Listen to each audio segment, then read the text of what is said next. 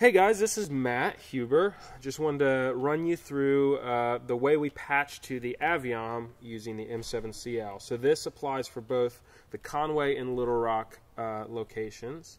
And so let's jump right in. So our Avioms are set up with two different types of patches, I guess you could say. So there's 16 channels on the Aviom. We've got either direct patches, which would represent things like vocals, where you've only got one source going to the output on these. So vocals, electric guitar, acoustic guitar, bass, those sorts of things, one source, one out. That would be a direct patch. And I'll show you how to do that on here in a second. And then the other type will be a mix, which we use the mixes on here. The M7CL has 16 mixes. So basically what a mix is it'll allow you to take multiple sources and combine them into one output. So for instance, drums, you've got 8 mics there, 8 plus or minus mics there that you will combine into one output on the Aviom.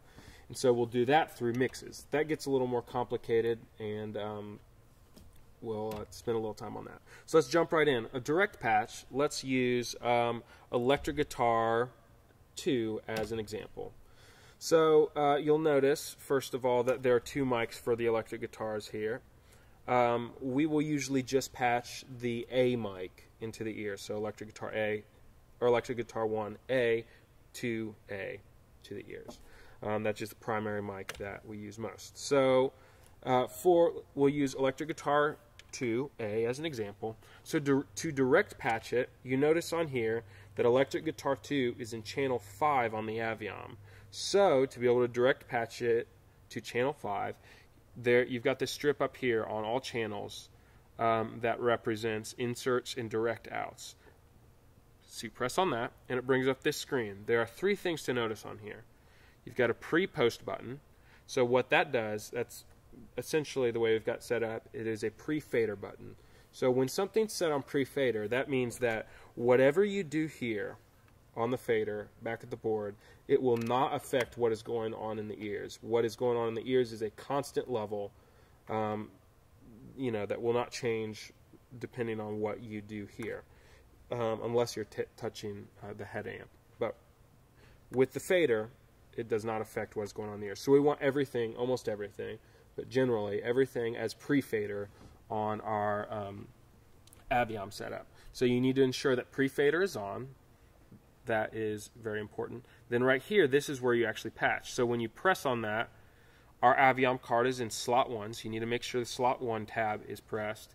And then channel 5 on the Aviom will be slot 1, 5. So you just press on that, and it will assign it to that output, and you're good to go. The last thing to look at is this right here. That is your level in your ears. A lot of times you'll have a musician that'll say, hey, I'm having a hard time hearing my vocal, or I'm having a hard time hearing fill in the blank. This will allow you to increase the amount that is going to their ears. That is the best way to do that, as opposed to going up here and adjusting your head amp gain. We don't want to do that. That'll affect your board. So just to affect their ears, you push it here. So we generally start it off at 0, at unity. Alright, so that is essentially all that is included in direct patches. So let's move to mixes. Mixes, there are a couple different ways to do it, and it gets a little bit confusing. So I'm going to show you one way that kind of wraps everything up into one place, and then I'll show you kind of another way. It's also quick and easy.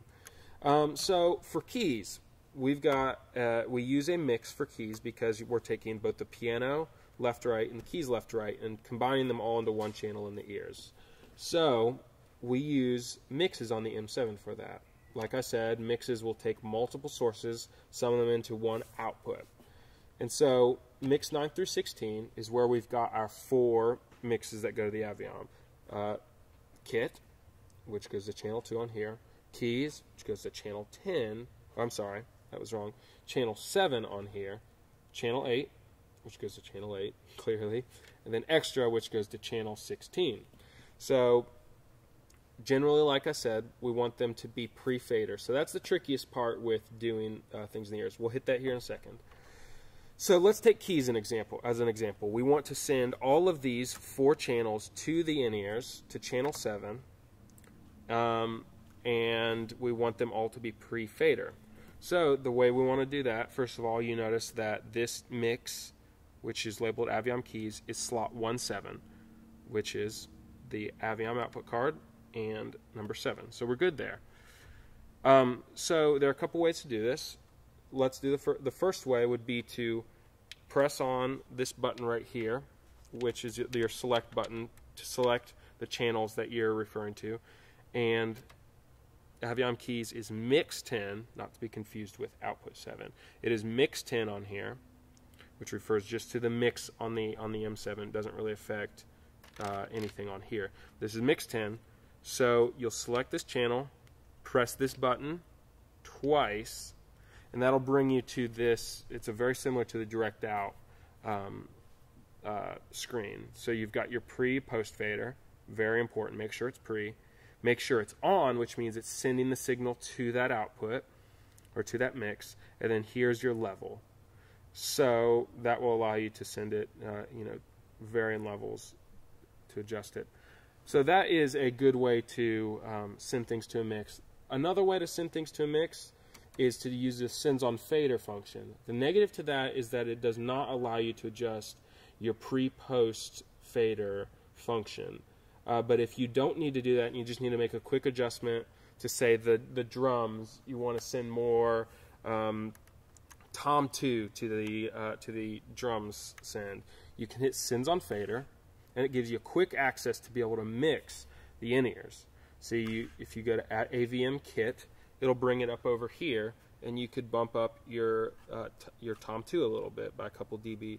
That'll allow you to mix it. So this represents the mix of those sources going to the Aviom kit mix on here. So that's a great way to do it quickly. You see the same with keys. They're both on and they're both pushed to unity. So at any rate, it gets a little bit confusing. You will without a doubt have people asking you to adjust things on the fly. So it's very important to be familiar with this. So if you have any questions, watch the video again, kind of get your hands on the board and rehearse those functions. So you'll get a lot of questions on that. And a lot of people asking for things. And then if you have any questions, contact me. You'll know how to get a hold of me, and I would love to help you out some more. Hopefully that helps you guys. Thanks.